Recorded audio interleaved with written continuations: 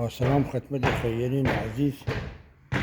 امروز 25 آبان ماه 1404 تعداد 20 بسته حمایتی درست شده که انشالله بین نیازمندان پخش میشه.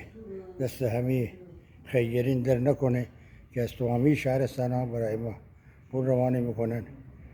خدا امواتشون رو بیامرزه، به مالشون برکت بده. انشالله ما بتونیم در ماهای دیگر هم داشته باشیم.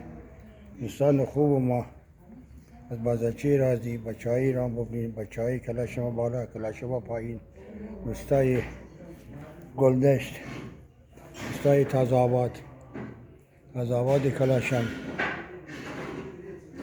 شهرستان های رشت، لاهیجان، تهران، انزلی، شهسوار، گنبد کاووس، فومن، شفت و دیگر دوستایی که برای ما پول واریز کردن. انشالله ما بتونیم هر ماه این بسته‌ها را داشته باشیم.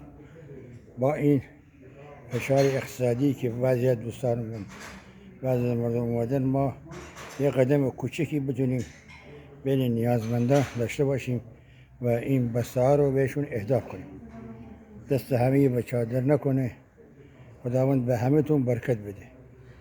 با تشکر احترامات خاص خدمتگزار همه تان، حسین یادگاری.